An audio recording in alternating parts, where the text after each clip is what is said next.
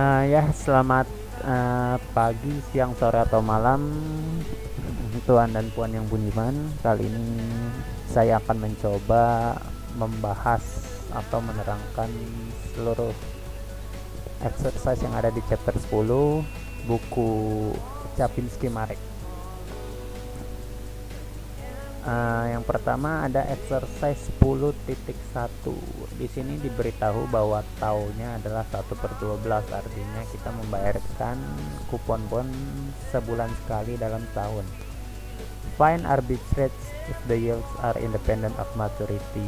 Kita di sini disuruh mencari arbitrase karena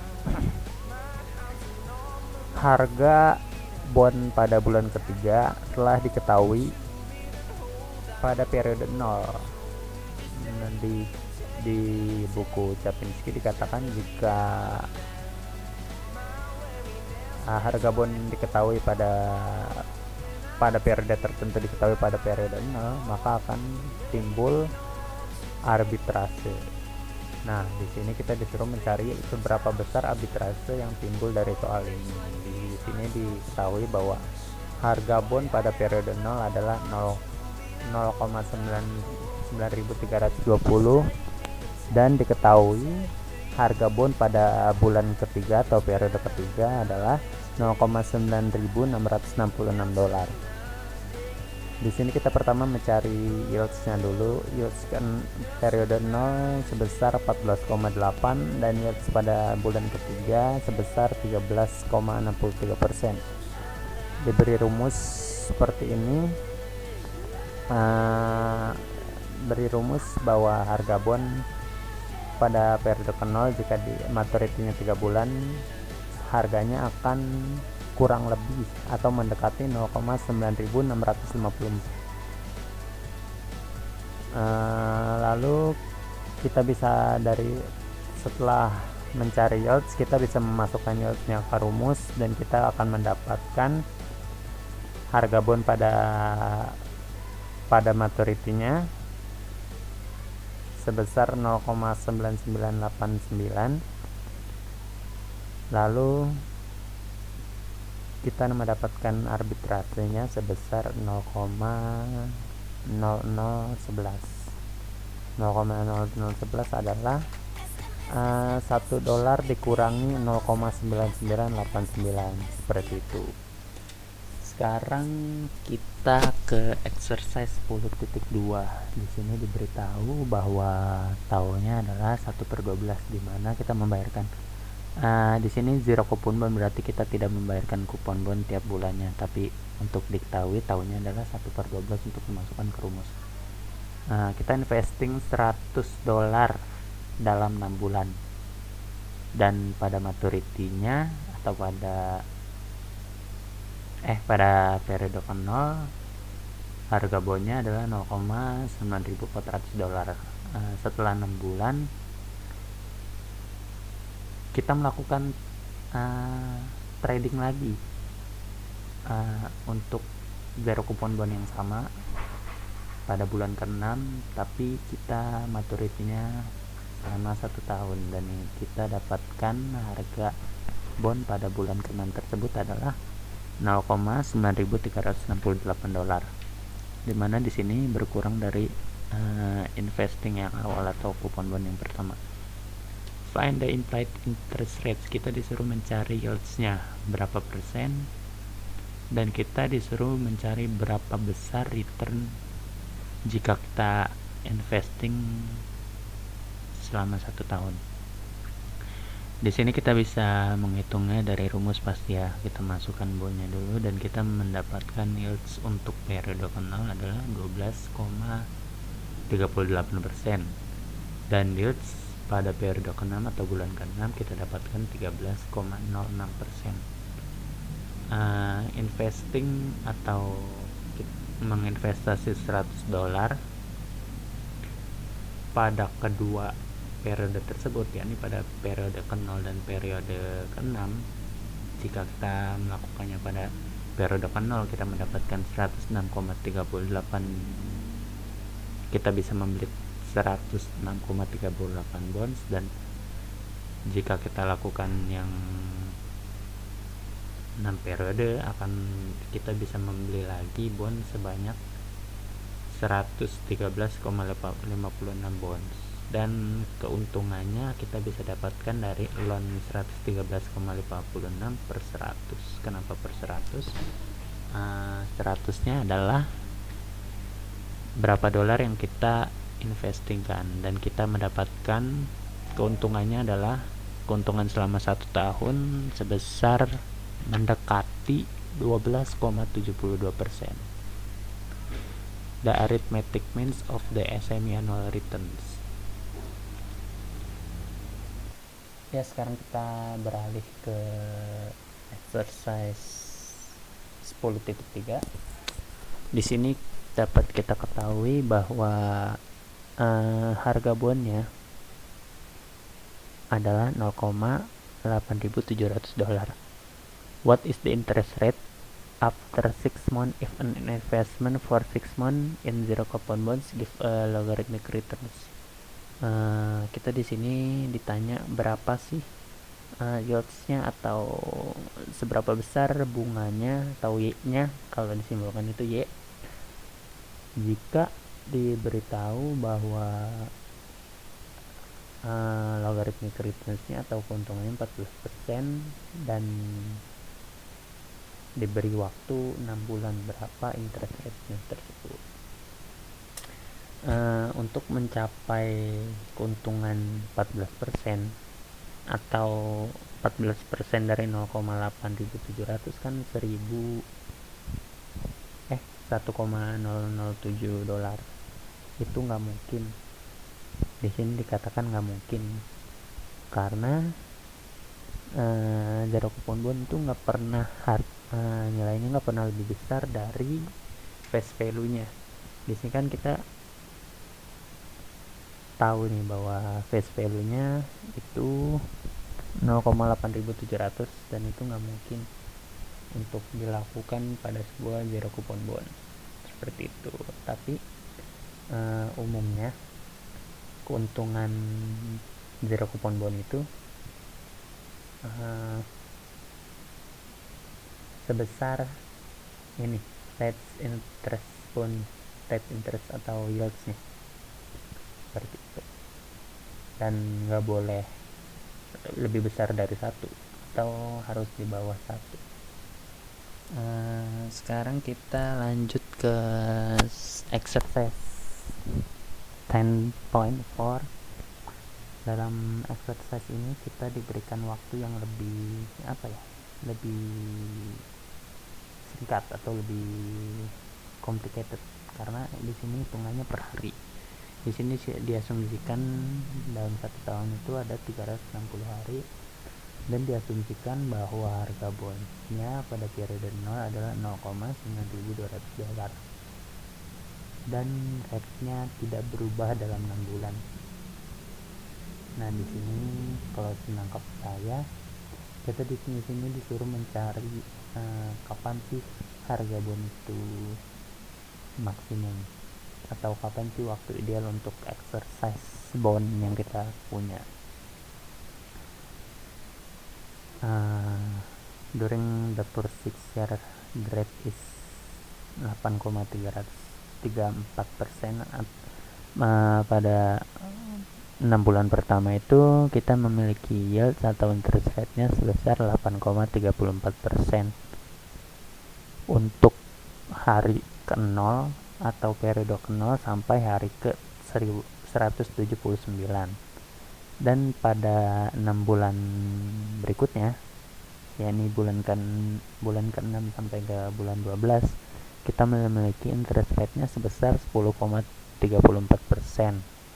yakni untuk hari ke-180 sampai ke 360. The bond should be sold for. Nah, di sini kita dikasih tahu bahwa bondnya tuh harus kejual di angka berapa dengan rate sebesar 8,34% dan 10,34%. Dan di sini kita diketahui kita dapat bondnya harus terjual dalam seharga $0,9660. Nah, di sini tuh kita nggak tahu kapan 0,9660 dolar tuh di hari keberapa bond itu harus dijual, seperti itu. Nah, di sini kita dapatkan bahwa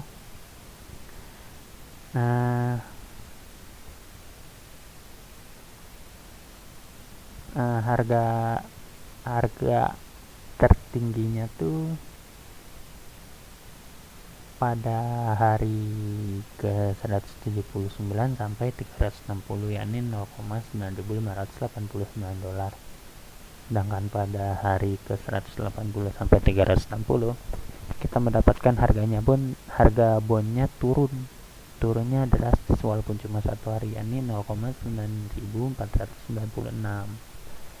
Dan kita bisa kita bandingin tuh dua-duanya dengan fungsi dan rumusnya di sisi kanan dan sisi kiri, dan nanti kita akan mendapatkan n-nya ini sebesar 240. Nah, di sini kita dapatkan 240 pada saat hari ke 240 ini harga bondsnya mencapai 0,9660 dolar, seperti itu. Selanjutnya exercise 10.5. Di sini kita disuruh mencari interest rate-nya, seperti mencari seperti sesuai dengan apa yang dikerjakan di example 10.2. Nah, di 10.2 ini pokoknya nanti kalian sendiri di bukunya, dan kita disuruh mencari berapa sih keuntungannya jika interest rate-nya 12%, 10% dan atau 14%. Nah, di sini kita dapat ketahui dengan menggunakan rumus di Excel atau spreadsheet dengan menggunakan rumus Goldseek. Nanti kita coba cari di internet. Dan di sini kita kerjakan seperti apa yang dikerjakan pada 10.2. Di sini sama persis. Ya, di sini tuh. Lalu kita mendapatkan bahwa interest rate-nya setelah 1 tahun, di sini kan pada periode 1 ya, atau 1 tahun, 12% untuk keuntungan 12%,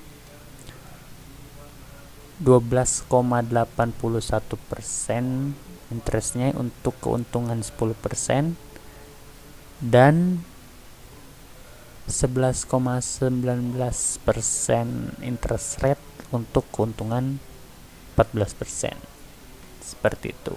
Selanjutnya exercise 10.6. Di 10.6 ini kita disuruh mengecek angka yang ada di tabel di atas. Tabelnya itu yang ini. Nah, yang ini kita lalu bisa mengerjakan menggunakan spreadsheet with accuracy higher than the display to decimal point, seperti itu. Lalu exercise 10.7,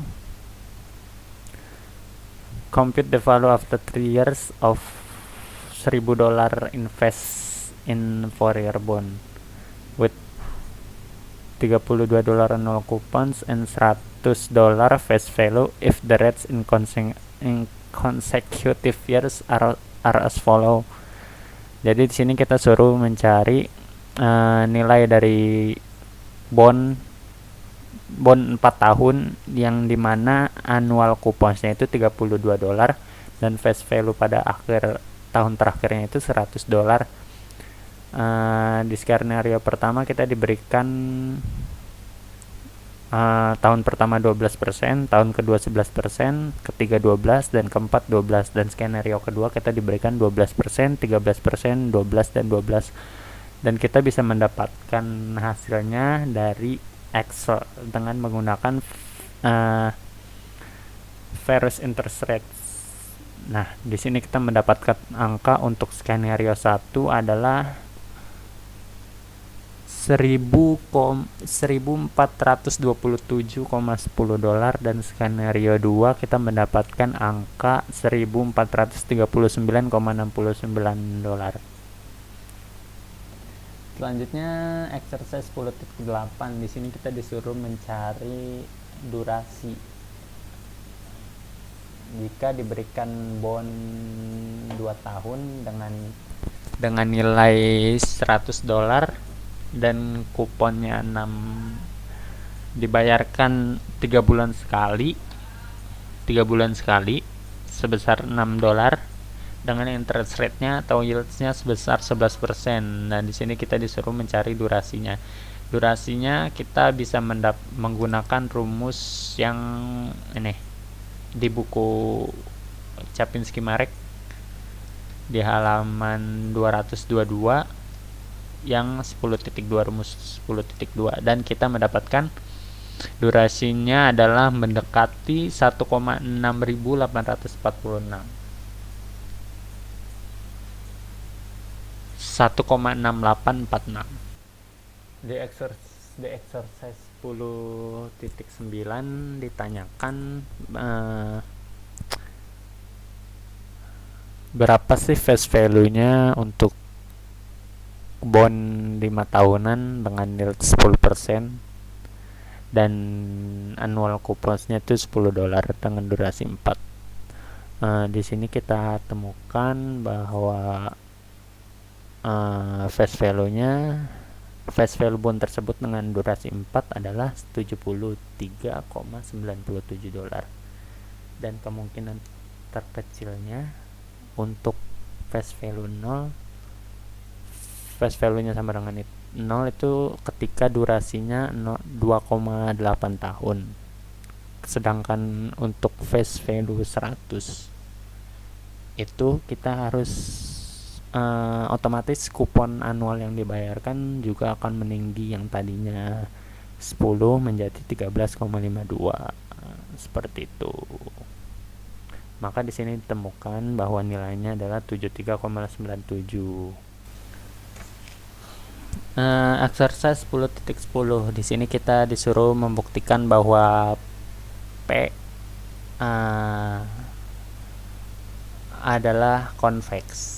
Apa sih convex itu? Convex itu nilainya lebih besar dari 0 jika diturunkan. Nah, pertama kita turunkan dulu fungsi P ini, atau fungsi yang kita dapat dari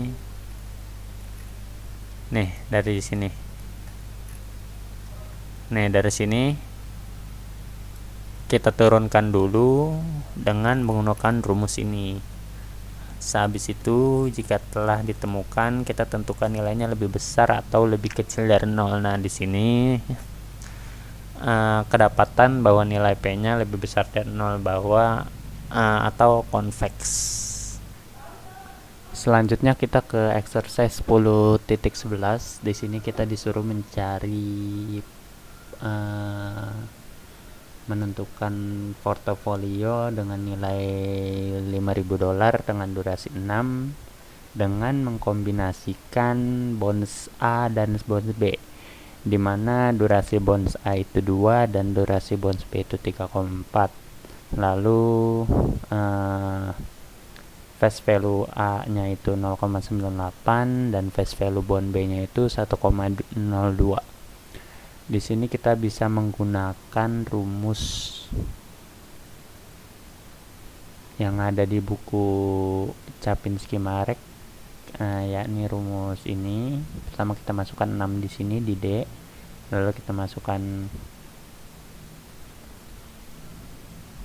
ini 2A plus, pokoknya weighted A plus weighted B itu sama dengan 1.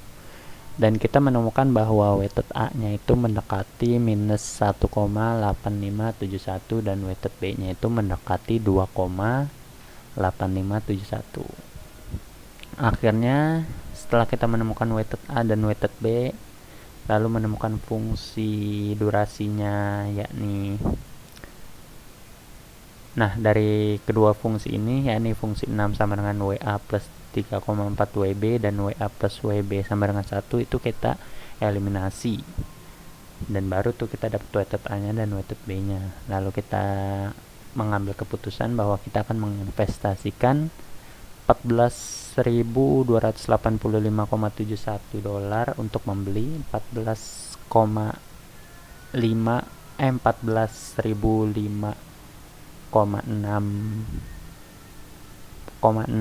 bonds B, dan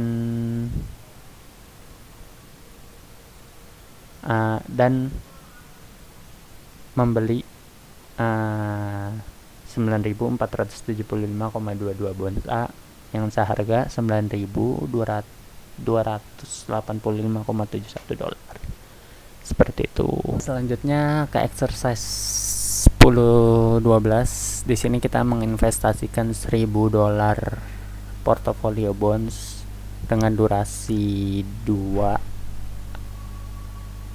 tanpa kupon bonds tahunannya dengan face value nya 100 dolar, dan lalu kita gabungkan dengan bonds B yang bonds 4 tahunan, yakni bonds B dengan 15 dolar annual kuponsnya dan 100 dolar face value nya yang di pasarannya adalah 102 dolar. Lalu kita ingin membuat portofolio dari kedua bonds tersebut. Di sini kita menemukan bahwa yields dari bond A itu adalah 13,37%. Untuk mencari yields silakan kalian lihat buku Czapinski Marketnya lagi. Lalu setelah kita menghitung juga dan mencari harga bonds B nya itu sebesar 87,48 dolar yang kita dapat dari rumus, pastinya yang rumus di awal tadi, di awal bab variable interest. Lalu kita menemukan weighted A nya itu mendekati 0,4366 dan weighted B nya itu mendekati 0,5634. Ini artinya kita dapat menginvestasikan 436,59 dolar untuk membeli 4.2802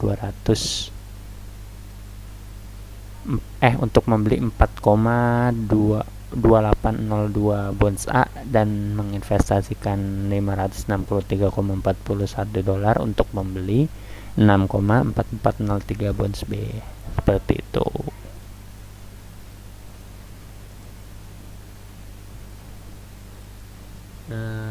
Sekarang kita ke exercise 10-13. Di sini kita diberitahu bahwa interest rate-nya atau Y-nya itu tidak berubah, dan kita disuruh membuktikan bahwa durasinya itu sama dengan 0. Seperti yang ada di slide kali ini, di sini diberitahu bahwa kita bisa melihat from the definition 10.2, duration we compute the duration D at time T. Jadi nanti kita turunin dulu fungsi durationnya atau fungsi D nya atau fungsi Y nya, baru kita dapati bahwa durasinya itu kurang dari atau sama dengan 0. Seperti itu.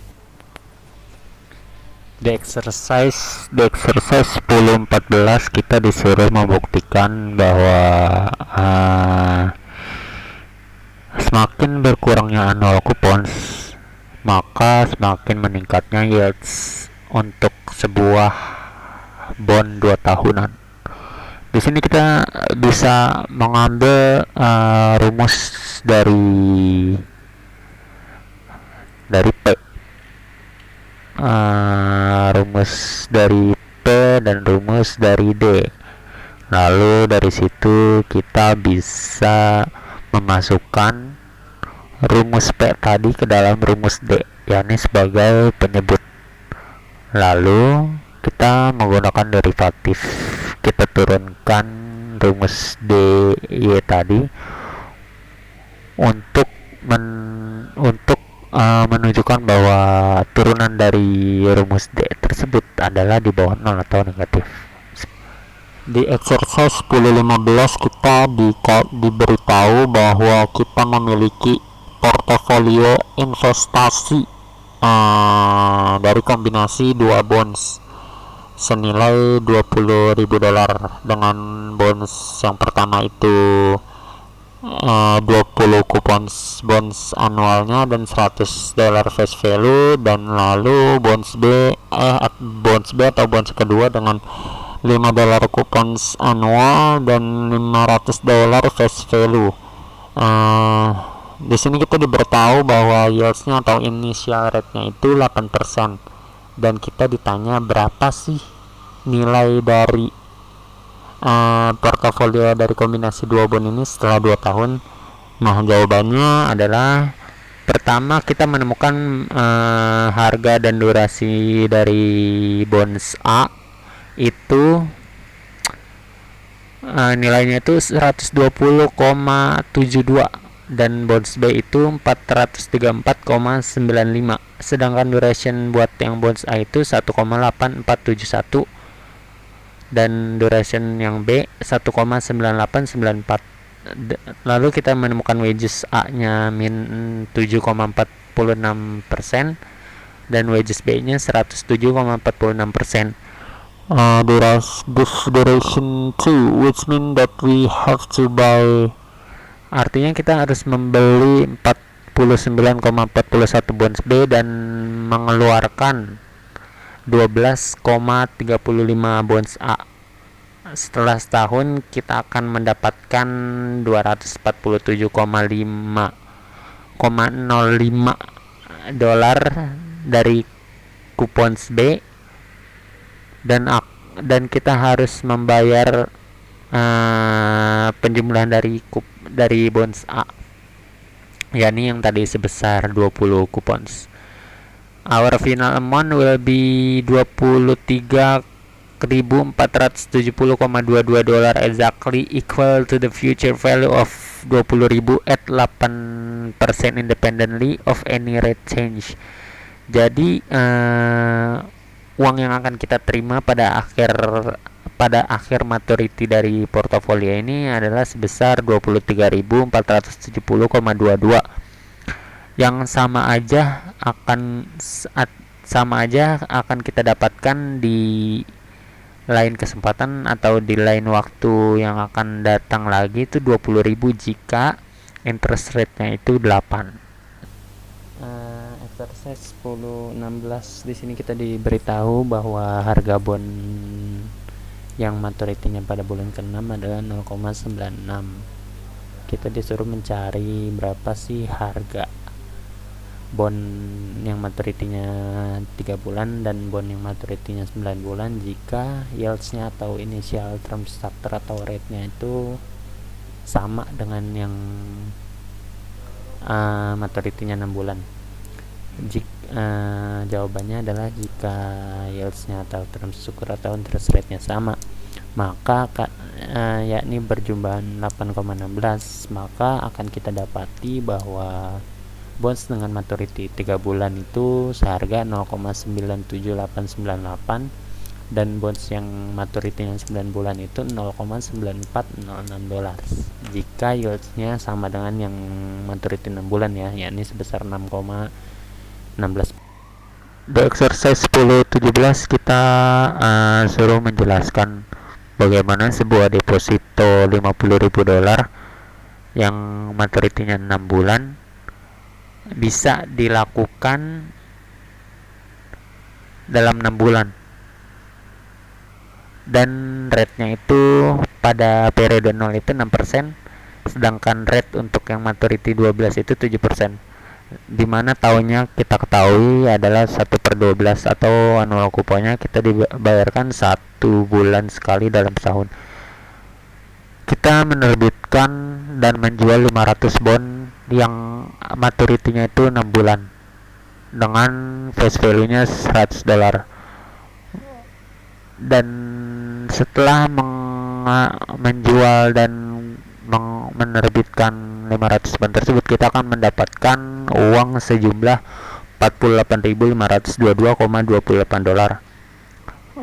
Gunakan hasil ini untuk uang ini untuk membeli 520,4054 one year bonds.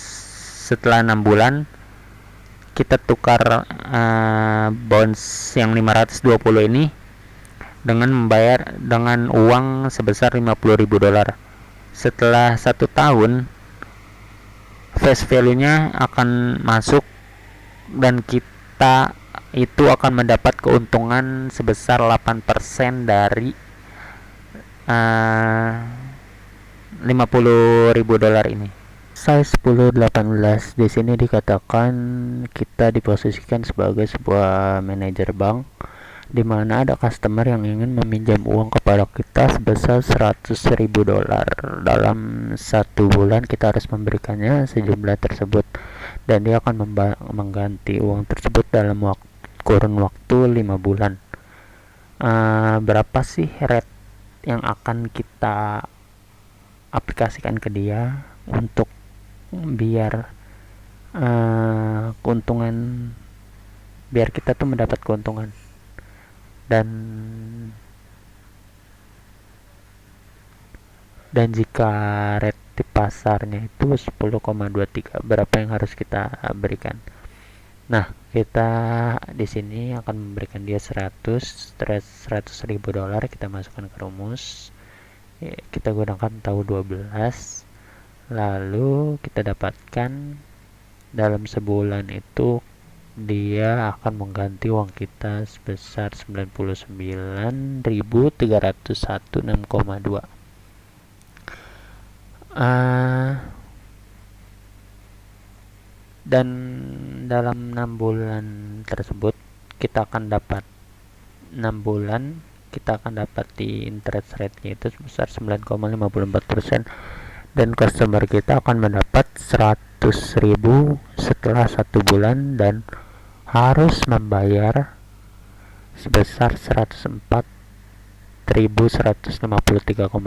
dolar setelah 6 bulan peminjaman dengan interest rate sebesar 9,77%. Seperti itu. Nah, di sini rumusnya gimana sebaiknya kita mengaplikasikan bunga agar kita mendapatkan untung dan customer juga tidak merasa dirugikan. Exercise 10-19 di sini ditanyakan, can a forward rate be negatif? Di sini ditanyakan bahwa bisakah forward rate atau tingkat suku bunga di masa depan itu bisa negatif? Jawabannya tidak bisa. Kenapa? Di sini kita buktikan. Kita kan ini harusnya rumusnya tuh fn kecil, n besar. Di sini lalu kita ganti n kecilnya menjadi 0. Kita masukkan yang semua yang disimbolkan atau dinotasikan n kecil, kita ganti semuanya menjadi 0. Lalu kita dapati bahwa di sini fungsi f 0,n besar itu lebih kecil dari 0. Lalu lah kita dapatkan bahwasanya forward rate itu tidak bisa negatif. Kita selanjutnya exercise 10-20. Di sini kita disuruh membuktikan bahwa fn kecil n besar jika n besarnya bertambah, sama juga yang terjadi pada yn kecil n besar. Di sini kita asumsikan bahwa fungsi fn kecil n besar increase with n. We want to show that the same is true for y, fungsi y. This follow from the fact that if sequence increase, so does the sequence of average. Nah, di sini kita ketahui bahwa jika AN itu bertambah, maka SN juga bertambah. Nih di sini kan kita ketahui jika AN-nya itu bertambah banyak nih, lebih banyak dari ini atau bertambah AN1. AN-nya tuh lebih jauh lagi, maka SI-nya tuh akan jumlahnya juga akan lebih banyak. So to see this multiply the target inequality SN plus 1 itu lebih besar dari SN by SN.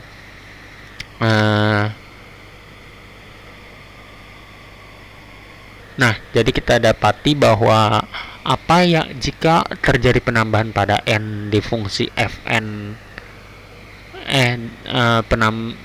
kenaikan nilai n pada fungsi fn itu juga yang terjadi sama juga yang terjadi pada n pada y fungsi y. Exercise 10.21 di sini kita disuruh menemukan harga bond berapa sih di contoh 10.13. Ini di example 10.13 kita menemukan angka-angka, nanti kita bisa kalian lihat sendiri di bukunya. Nah, kita disuruh mencari harga berapa sih yang harus digunakan biar value of the market remain unchanged atau tidak berubah, biar harganya tuh nggak berubah. The value of, nah kita menemukan di sini bahwa harga yang bisa membuat harga market tidak berubah itu yang maturity-nya 2 bulan, maturity 3 bulan, dan maturity yang 3 bulan lalu di exercise di periode pertama atau di bulan 1. Nih, berarti yang ini, dan ini.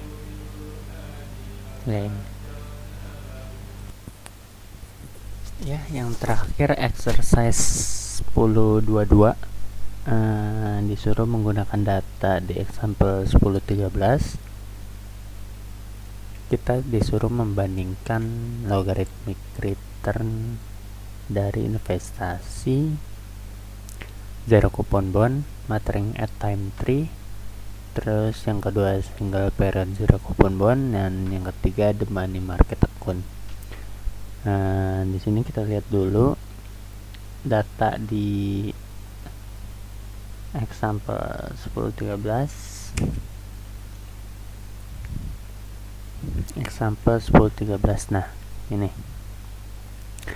data-datanya. Lalu kita selanjutnya ingin membandingkan logarithmic return-nya dari masing-masing zero coupon bonds maturing at time 3, lalu single period zero coupon bonds, dan the market value account. Dan di sini didapatkan bahwa for investment of $100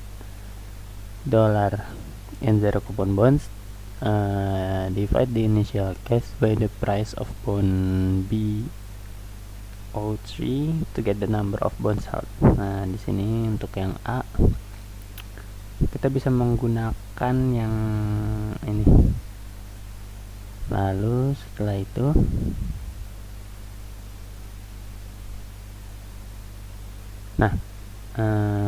menggunakan yang tadi B03 ini, kita bisa menggunakan 102,82 bonds yang seharga $102,82. The logarithmic return is 2,78% dan keuntungannya itu 2,78%. Sedangkan untuk yang B, $100 di sebuah single period zero coupon bonds yang maturity-nya adalah 1 atau 1 bulan, itu nilainya mendekati 100,99. Ini di sini kita lihat yang ini ya. Then at time 1 find the number of bonds maturing at time 2 similar way. Nah, lalu kita bisa menggunakan yang ini similar way dengan cara yang sama, dan nilainya atau harganya akan mendekati 101,54. Finally we arrive at, dan yang di maturity 3 di di eksekusinya di bulan kedua itu nilainya mendekati 102,51 bond. Each giving a dollar at time 3, the logarithmic return is 2,48%. Nah, dari yang B ini, dari yang data ini pertama kita gunakannya yang ini, lalu yang ini, lalu yang ini, logarithmic returnnya tuh 2,48%, dan semua akan memberikan hasil pada periode ketiga atau pada saat jatuh temponya. Kita disuruh mencari berapa sih kalau keuntungan pada waktu segini, berapa sih keuntungan pada waktu segini, dan sedangkan yang C nih, an investment of $100 in the money market account for which we receive 183, nilainya itu mendekati 102,51 at time 3, produce the same logarithmic return of, ini logarithmic returnnya sama kayak yang di B tadi nih, yang ini 2,48%. Sedangkan yang A ininya tuh dari sini seperti itu. Ya mungkin sekian yang bisa saya sampaikan. Kalau ada koreksi mungkin bisa disampaikan di kolom komentar atau bisa email. Kurang lebihnya mohon maaf. Wabillahi taufiq wal hidayah. Wassalamualaikum warahmatullahi wabarakatuh. See you. Jangan lupa subscribe ya.